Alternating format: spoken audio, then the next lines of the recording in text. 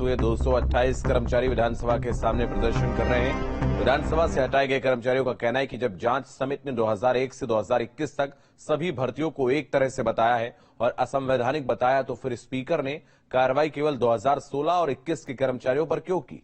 विधानसभा के बर्खास्त कर्मचारियों का कहना है कि 7 साल की सर्विस करने के बाद अब वह बाहर हो चुके हैं, उनका परिवार जमीन पर आ चुका है।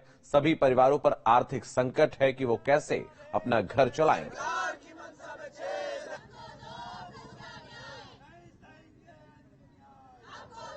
मैं अब कहाँ जाऊंगा, मेरे बच्चे रोड पे हैं, मैं क्या करूंगा, मेरी समझ में खुद नहीं आ रहा। मैं आत्महत्या करने के लिए भी तैयार हूँ। मेरी ना उम्र बची है, ना कुछ बचा है। मैं चाहता हूँ कि मैडम ने एक कोटिया समिति बनाई थी, उसमें ये हुआ था कि 2001 से ही जो है सारी भर्तियां जो है अवैध और ये हैं। तो उसमें मैडम ने एफिडेविट भी कोर्ट में दिया था कि 2001 से ही सभी भर्तियां जो हैं वो गलत हैं। तो उनमें 2016 के बाद ही हमें बाहर क्यों किया गया।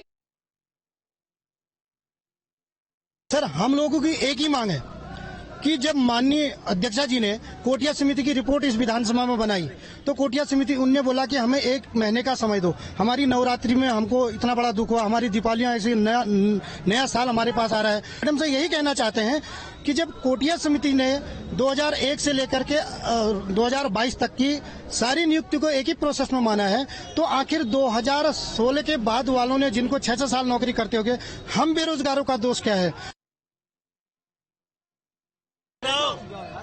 मैं ये बोलना चाहती हूँ कि जब 2001 से 2022 तक विधानसभा में भर्ती की प्रक्रिया सेम है, जिस प्रोसेस से हम आए उसी प्रोसेस से पहले वाले लोग भी आए, तो हमारे साथ अन्याय क्यों है। यदि मैडम चाहती हैं तो मतलब हमें अंदर ले सकती हैं, या उनको बाहर करें या हमें अंदर करें। ऐसे करके मतलब हमारी सारी योग्यता को दरकिनार करके हमको ऐसे बाहर कर दिया जाता है, तो सर ये न्याय है या अन्याय है। बस मेरी सबसे ये गुजारिश सर, खासकर बेरोजगार भाइयों तक अगर मेरी आवाज पहुंच रही है, मेरा उनसे निवेदन है, और हो सके मेरा मीडिया से भी बहुत ही एक मतलब भरोसा है कि यहाँ भले आपने जिस हिसाब से हमें, चलो आपने जो सच्चाई दिखाई वो दिखाई, लेकिन ये न्याय अधूरा है।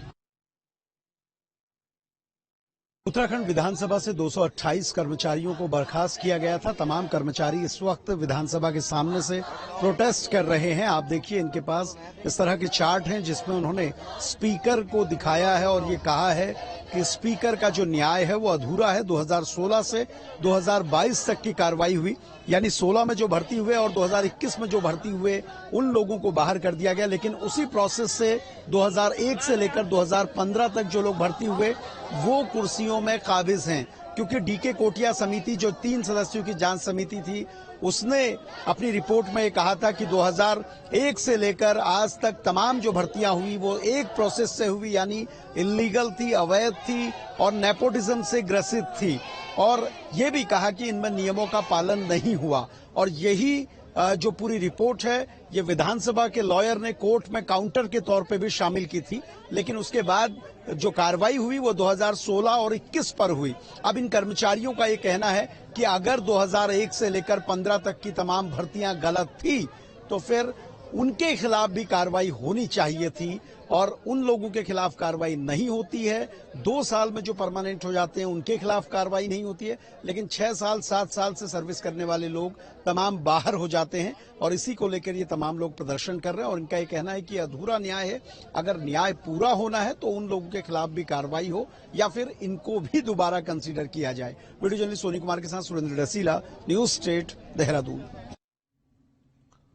वहीं कानपुर देहात से उस वक्त की बड़ी खबर, बलवंत मामले में सीबीआई जांच की मांग। मृतक बलवंत के पिता ने सीबीआई जांच की मांग की तो पुलिस कस्टडी में बलवंत सिंह की मौत हुई थी।